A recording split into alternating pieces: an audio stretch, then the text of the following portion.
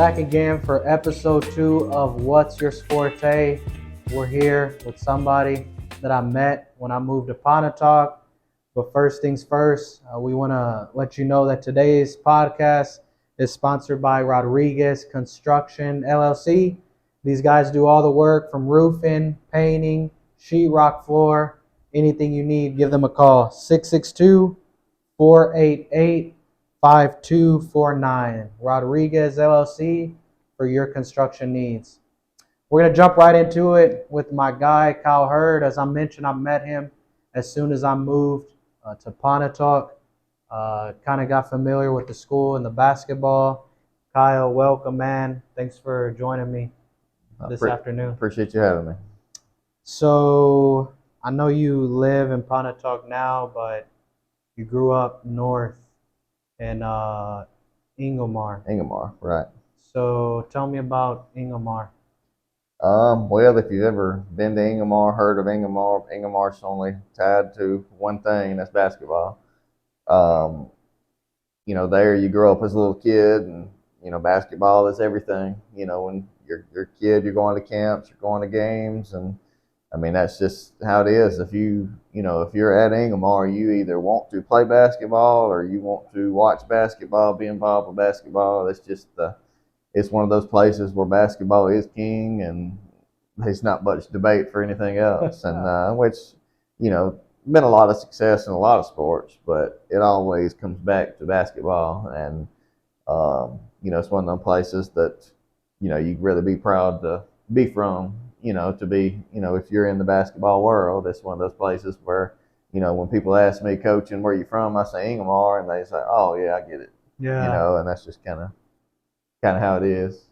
Now, I know they don't have a football program because it's a small area, but I know with basketball being the focus, how did you keep that up why'd you pick that one and not like so much football, even though we're in Mississippi? Well, coming up, I'm played baseball my whole life, basketball also, and I really gave some consideration to coaching baseball.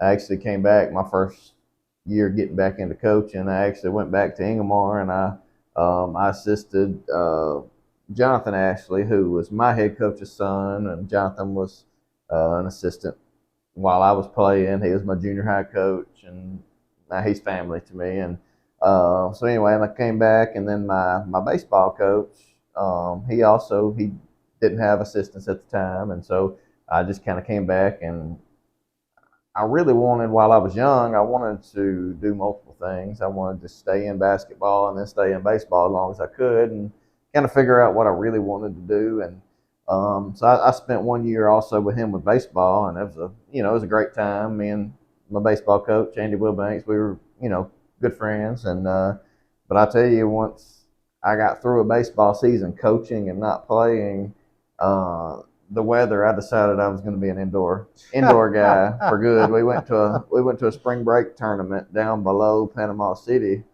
and it was freezing. I had to wear pants and a sweatshirt in March down there, and I just decided that I just wasn't interested in being out in the cold coaching baseball. And so at that point, I really decided that I was going full-time basketball. Yeah, this ain't for me, huh? You said. Right. So yeah, so indoor sports is that's where I want to be. We always know what the weather's going to be. Yeah, AC inside, right? So where'd you go to school, college? I went to Blue Mountain College, called Blue Mountain Christian University now. Went there, played basketball for a few years.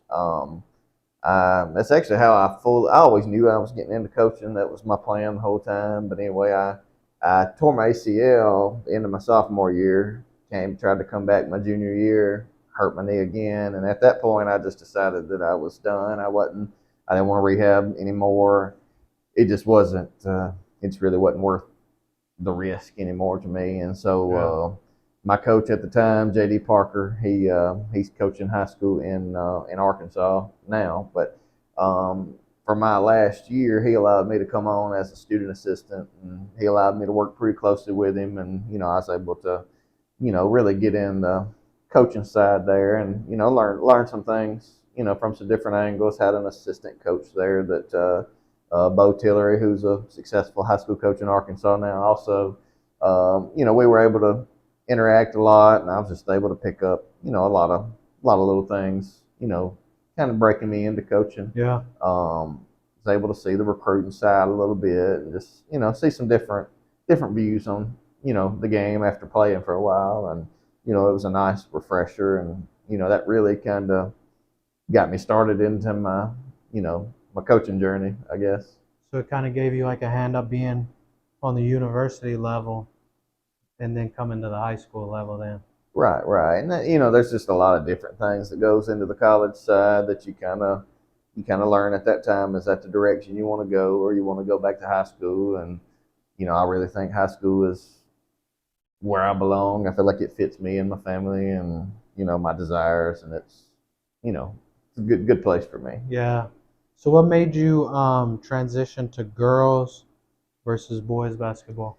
Well, I was always very anti-girls basketball. It wasn't fun for me to watch. It just wasn't the elite play that I thought that guys had, and I never had an interest. I actually, whenever I was communicating about coming here to Pontotoc to be the boys' assistant, I was actually asked, would I have any interest in coaching girls, because Coach Russell at the time he had mentioned retirement here and there, and I said, no, I don't have any interest in doing girls. I just want to come coach boys, and that's all I wanted to do. And then I actually got here as a boys assistant coach only. That's all I came for, and I was going to help with some junior high and that kind of thing. And then we get here, and Coach Russell has a assistant spot open up. I'm already here. It's in the summer, and I was actually renting a house from Coach Russell's family, where I was next door to him. And I got home one day, and he was actually already at my house, sitting in my living room, and he said, "Hey, I got an assistant spot open. I need you to be my assistant." And I said, "Man, I don't really think I want to do that." Yeah. He said, "Well, this is what it pays," and I'm young, freshly married, a year into my marriage, and he said, "Well, this is what it pays," and I said, "Yes, I said, I'll be your assistant." And so anyway, Coach Russell told me, he said, "When I get done with you, you're gonna be a girls basketball coach," and we just kind of left it at that. And I got into girls, and we were a really good girls team. We had really good boys teams, and so it was a good time for me as an assistant. And and then Coach Russell decided that he was going to leave, and was like, "You want the job?" And there was nothing I wanted more than to be the next girls coach here, and and here we are. Wow, man, that's an interesting story. He gave you an offer that you couldn't refuse. Well, our bank account didn't look great before, 1 year into marriage, and so that was all it took, was a little pay raise. So I know now, like when I first started coming to games, you are assistant Raleigh Tippler on the boys team, but you're the head coach of the girls team now. What's one of the differences you see coaching on the boys side versus coaching on the girls side? Well, I've been just here, I don't know, maybe 7, 8 years now, and I've been with the boys the whole time, and the girls the whole time I've been here. And the biggest difference to me is girls really are more coachable than boys to me.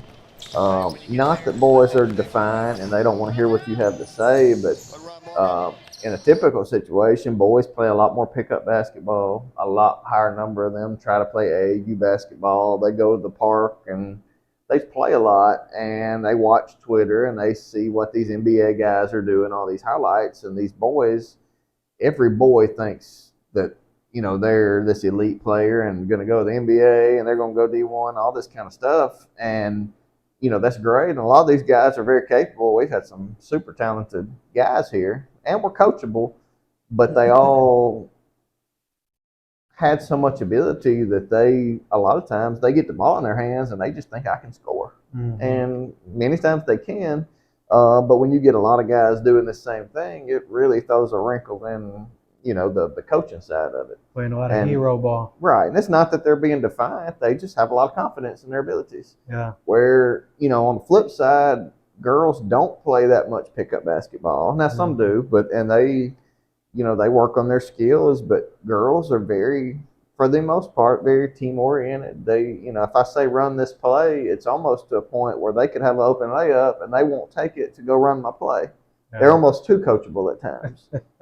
Now we've got some girls here that are really talented, and they're able to decipher between I can play one-on-one, I need to run our offense a little better than some girls, I would say. But that's my biggest difference is that girls are just they're very willing to do what the coach is asking them to do.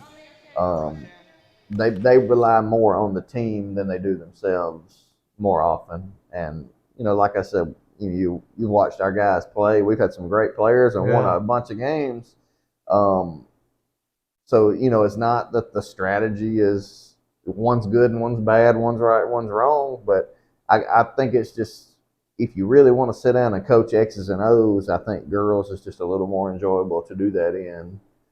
With boys, you got to be willing to let the boys play a little bit. Yeah. And it's just a matter of preference, and I enjoy both styles. That's one thing as long as Coach Tippler's here with me, I'm planning on for sure staying in boys, and him staying with me with girls, and I think it gives us both just a taste of both worlds. Yeah. And me and him, we share a lot of opinions, a lot of we think a lot alike about a lot of things, and so and we've got great staffs that I've got 3 assistant coaches that all just fit, and it's just really good situation. And so as long as Tip's here and he wants me around, I'm planning on staying with the boys and girls mix, and I hope he wants to do the same. Yeah, that makes sense.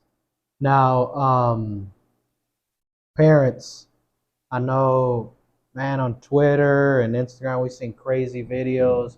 Parents screaming at the coach, getting mad because their kids are not getting playing time. Sometimes even like trying to attack the coach. Right. How do you balance when you have so many girls? Obviously, you know who's the best to play in time. Right. How do you make sure to balance that, to be firm with the parents, but be also balanced with playing time and letting them know this is not the line to cross? Well, I try to be pretty clear up front with the parents or what I'm willing to discuss and not discuss. My personal rule is I will discuss your child with you anytime. Anything you want to know about your child, what they're doing, how they're playing, I'll discuss your child anytime you want to. What I won't do is I won't discuss other people's children. So when I won't discuss other people's children, it makes playing time hard to discuss, because I'm not discussing that, little Johnny should be playing more than little Joey, because I'm not going to talk about someone else's child with you. So all we can really talk about is what your child needs to do better, what they are doing and not doing. And I'll be honest, winning solves a lot of things. It's hard to, if you're winning games, it's hard to really say that my child needs to be playing more than other children. Yeah. Now I'll say this, a couple years back we won a championship, and there were people unhappy about playing time. But I kind of also feel that if you're not getting to play and you're not unhappy about it, do I really want you on my team? Yeah. I don't want you along for the ride. I want you to want to play. I want you to work to play. And, sometimes, a kid can do everything they need to do to play, and they just aren't quite good enough to play on some elite teams. Exactly. It's you can do it all right. Sometimes you just weren't quite good enough. Exactly. And it's very possible. And I got an ultimate respect for the players that can go do it for 4 years and work hard and have a good attitude, and they never really see the benefit of all that work. The kids that can do that and remain about the team, I got ultimate respect for those kids. Yeah. Now, another thing is you kids, I've had some I don't want to say crazy parents. I've had some parents that's opinions differ from mine. I've had some of those. We all do. Yeah. But the one thing I'm also not willing to do, as long as the parent's not doing something really detrimental to the team, they're everybody's passionate about their kids. They're allowed to have their feelings, and I can hear some rumbling in the bleachers, and I'm okay with that. I'm not going to let a parent's feelings affect a kid that I feel differently about. Exactly. Because I've had plenty of kids come up to me before and tell me, "Hey, please don't hold what my daddy said against me," or they hear their parents on the bleachers too, and it's embarrassing to them sometimes. The difference is that parent infiltrating other parents, and that can become a problem. And at times we do have to address some things. A great advantage I have though is with my three assistants, they know a lot of different people, and a lot of times people come to assistants before they come to the head coach, and they want to gauge and see what they have to say. And one thing here is I firmly believe that my three assistants are extremely loyal to me. And, we discuss things. We discuss who's playing and not and why. And so when a parent comes to them, all they have to do is just be honest with them, because they were involved in these decisions also. Yeah. And their opinions are taken into full consideration. And, and I tell them, if it comes down to it, and a parent doesn't agree with you or doesn't like what you said, you can just tell them Coach Herb made the decision and that's what he's doing.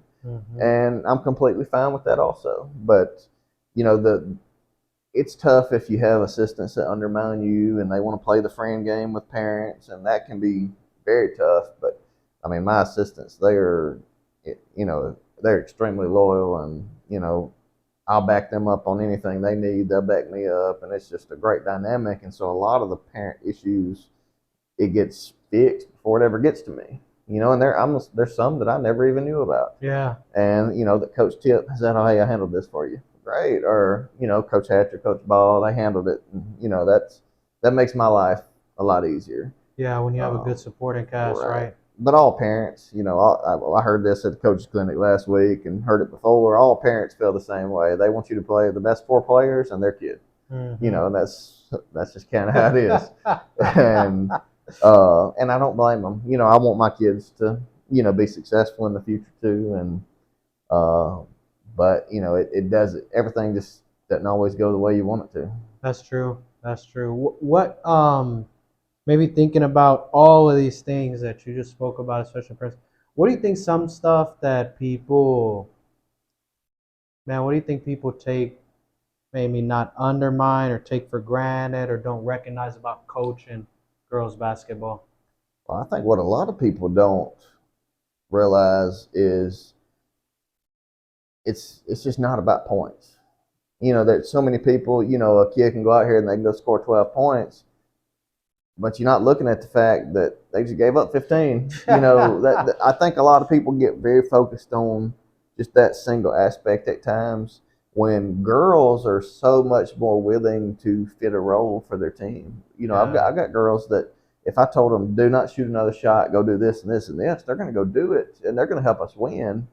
When somebody else maybe see them, well, so-and-so didn't score any points while my kid did. Okay, your kid might have 10 points, no assists, no rebounds, and their matchup scored 14 points. Yeah. And people can't decipher that as much, because a good girl scorer, can be impressive at times. The kids, you could still get a bucket, but did they really contribute to winning? And I think that's one thing that people get so focused on points with Twitter, and they put these little highlight videos of just the 3 good plays the kid made, and those 3 plays were impressive, looked great. But what about all the other plays? What about all the the lack of hustle or the bad attitude? And it's you're not putting that on the highlight video. And I think one thing that gets very underestimated is the skill level of girls. I'll be honest with you, before I really got into girls, I didn't have a real high respect level for girls basketball. I just didn't, because I was just comparing it directly to boys. But when you get out here and you see these girls against other girls and not compare them to boys, I mean, the skill level of some of these girls is just amazing. Coach Hatcher's daughter, for one, she was kind of the first really good girls basketball player I got to be around, and she went on to play at ICC and Ole Miss, and really good player. And I didn't really realize how skilled some girls were until I got to watch her every single day, and then I see her out there playing with some guys, and she still can play, and I think at times you just underestimate the actual skill level of girls because they're not jumping up at the rim and everybody's not slapping the backboard and that kind of thing. And but we've got some really hard working, really skilled girls. Really all around Mississippi. I think we've got a really good, Northeast Mississippi is what I see the most, and we've got some really good teams, really good players up here. Yeah, should be. It's lining up to be a good year. Yeah, I think this is going to be a really, really talented. Next 2 years for sure going to be really talented girls basketball in our area. Yeah, especially for you guys here at Pontotoc. Now, if everybody don't know, he's got his third child on the way. 2 girls, future I'm sure he'll coach. But now you got a boy coming next month, you said. Yeah, coming within a few weeks.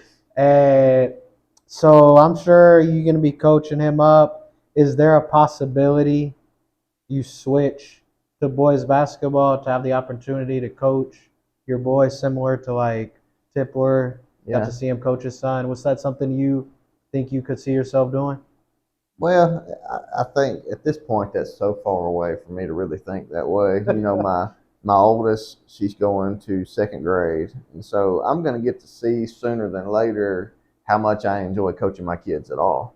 Some people really like coaching their own children. Some people really don't want to. I'm interested. I'm just going to let it play out and see with my first one, maybe, and I don't know, 10 years from now, I don't know. I may be fired and gone from Pontotoc. I don't really know. I may have to go be a boys basketball coach. I don't really know. I don't have any particular just plans in mind. My only thing is that, well, I would love it if I'm sitting here when my boy's old enough to play and Coach Tip's still sitting right over there, I would be just fine with letting my son go play for Coach Tip. Or I guess that's my only thing is I want for my kids. It could be me, it could be whoever. I just want them to have a dedicated, serious coach that's going to demand them to do things the right way, like I feel like myself and Coach Tip demand of our teams. And if I can have that for my children, then, I try to treat the girls. I tell them a lot that I'm their school dad. And I said, I'm going to treat y'all exactly like I want to treat my own kids. The things I do to y'all, I will do to my own kids. Yeah. And that's how that's all I want for my kids is somebody that will treat them like their own and be good to them, demand their best. And I'll be fine with that, whether it's me or somebody else. But as of right now, I would like to coach my own children, but we'll see how it plays out, right? We'll see. We'll see in the next 5 or 6 years if I really want to coach my own After kids. game 1, you're probably like, man, this ain't for me. That's right. So 2021, you guys won the state championship, right? Right. 22, you lost in the semifinal? No, we lost in the quarterfinals. And then this past year, I remember I was on the scene and got to see you guys made it, lost on the last bucket of the game. So right. Obviously, you won the big one, made it to the big one. That starts creating pressure to win. And of course, everybody, their goal is to make it to the state championship. That's what everybody says the goal is. But like being honest and reality, it's like the Cleveland Browns saying they're going to go to the Super Bowl every year. Like, let's be real. Right. But in you guys' case, the talent has matched having the ability to make it there. So when you have that success, as we mentioned, parents, this is a small town, people get behind basketball, starts building a little more pressure. How do you deal with that when there's like people saying like, Coach, we want to state again, we got to win. Hey, we want that championship, we want these rings. Right. What do you do to deal with that? Well, I'll tell you this. I hate hearing kids at school do it. Other coaches do it. I hate hearing, Coach, we're going to make it state this year. I despise hearing that because I've seen the extreme of both ends. My second year coaching, my first year, I thought we did well with. We started a lot of really young players, and we weren't a great team, but we did well for the expectations. I felt like the following year we jumped on the scene and we were really good. We beat multiple top 10 teams in the state. We were the favorite in 4A all year long. Okay. We played the number one team that won 6A. They beat us 48-40. They had some girls signed with Ole Miss. A 6'4" girl went to Howard, and we're feeling good about ourselves. Lost a couple, 2-3 games, and we get to the playoffs, primed to go win the championship. We feel like, and we lose in the first round, 1 seed, 4 seed, and I've never felt what I felt that day. It was. I can't tell you how I felt. There are no words for it. I think my players from back then could tell you the same. We brought back every player though, and we built on that. We made it to Jackson. Didn't win the championship. We thought we should have, but we got beat by a really good team, really good player. It happens. Yeah. And then we lost 4 or 5 seniors, Division I signee, a couple college players. Then we go win the championship the next year against a team that, I'll be honest with you, that team was so talented. We never should have won that game. So we lose at the times I feel like we should win it, and then we win at the time that I feel like we're going to have to play perfect to try to win, and we go beat that amazing team. To me, so I feel like I've seen the ultimate high of being the underdog, winning that championship that I really didn't think you had much chance to win. Yeah. Then we take a team that I think's the best team, and we lose in the first round. And so I'll be honest with you, wins and losses don't bother me that bad because I've seen the best of the best win, the worst of the worst loss. Yeah. Anything else is going to fall in between those two. So I feel like I can deal with the wins and losses. That pressure, I feel okay about that. But I really believe in not looking forward because I feel like I've looked forward before and then got really disappointed. And so, when my wife has asked me, I get mad at her. Hey, what's the week of the state tournament? Just 'cause I need to get my days lined up just in case. I don't want to talk about that. I don't. The state tournament is far from my concern right now. Yeah. I'm ready to get in November the 8th, and we're gonna go play this game. That's all I'm worried about right now. Yeah. Now is the expectation. There it is. So I would say, I guess dealing with the pressure. I like the pressure personally. Anybody that really likes basketball, loves the game, they love a little pressure. It makes it fun. It makes it exciting. It makes it worthwhile. And I always said when I take my first head coaching job, my one stipulation is I want to coach somewhere where they love basketball. I don't want to just go to my job every day and know I'm never going to get fired and there's no expectations. And, because there are a lot of schools that as long as you just, do the kids right and, do okay, everybody will just, let you go and be fine. I personally don't want that. Yeah. I want to stay on my toes. I want to have to keep working, and I want people to know that I'm giving it everything I've got to try to win ball games here. And so to talk about the pressure, you just got to embrace it. You got if the expectations are there, you got to work just as hard to meet those expectations that everybody lays on you. And so I personally, I love it. It keeps me working and, excited. And, I think the girls, they kind of embrace the pressure now that, there's a lot of schools that are really good schools, but, people want to beat Pontotoc. Just like we feel the same about, some other local really good schools. We want to beat their tail because of who they are. Yeah. And, that, I don't know, it's exciting, it's fun, it's what keeps this game. What made me fall in love with it at first was, just the pressure and the demand, and it's fun for me. Yeah, some people they don't like it, some people fold, but like you said, some embrace it. Some embrace it. Thinking about how long you've been here, who would you say, and it's not to throw shade on nobody, but your personal viewpoint, who do you feel is the most successful girls basketball player to come out of Pontotoc High School? And just since I've been here, or just Yeah, come out, since you've period. been here 8 years. Um, I'll be honest, that's a really difficult question. Really difficult because we've had some very talented players that might not have accomplished certain things other players accomplished. I'll be honest, right now, we've got 6 girls still playing in college from just over the time I've been here. 6 of them are still playing right now. Nice. And Dee Dee Shepard is probably the most accomplished as far as levels goes. Anyway, she signed Division 1 out of high school. She ended up going to ICC. Had a good career at ICC. She's playing at Arkansas Pine Bluff now. Sky Vaughn, who is one of the most team-oriented human beings to ever exist. Anything to win. She'll score 0 points if it's what we need to win, or she'll go score 20. She's entering her 3rd year at Mississippi College with Division 2. Okay. Then we got Angela Middleton, who she is part of our championship team in 21 with Sky.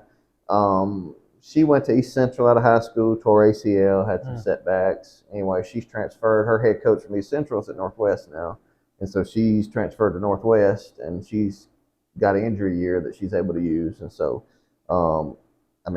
good career for, just solid good career for us. Then after those 3, we got Samaya Brooks, signed with Alabama State. She left. She's going to Pearl River, which they should be really talented this year. Allie Beckley, my point guard for a lot of years.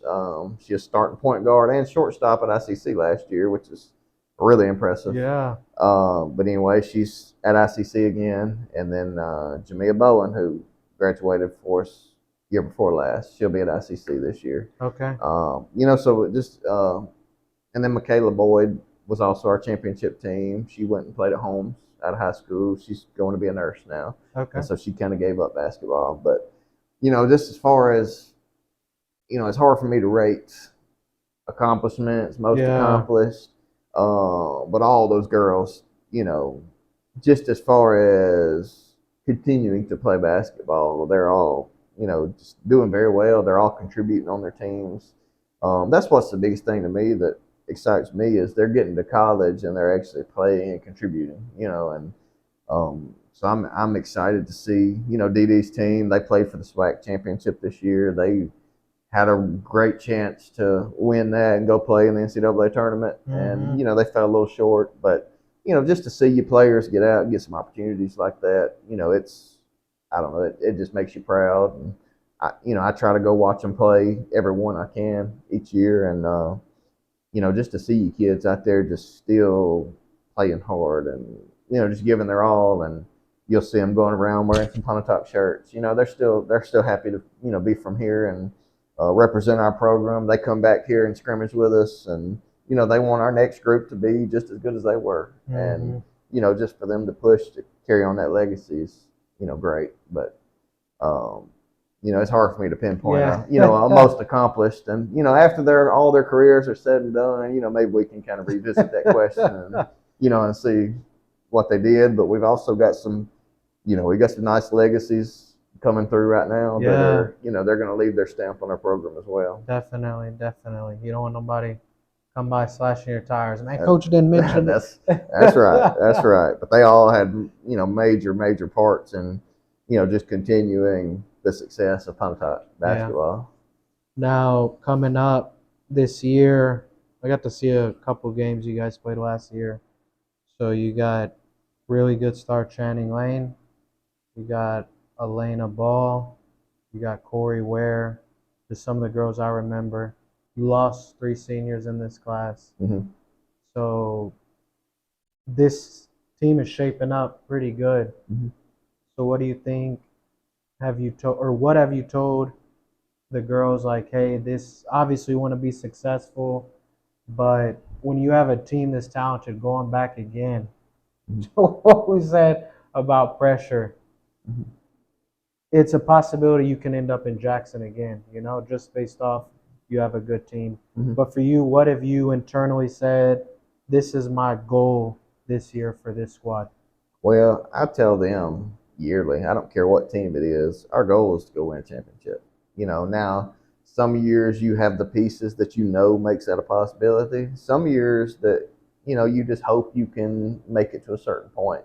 Um, Based on history, I know for a fact that we have the pieces in this locker room to try to win a championship.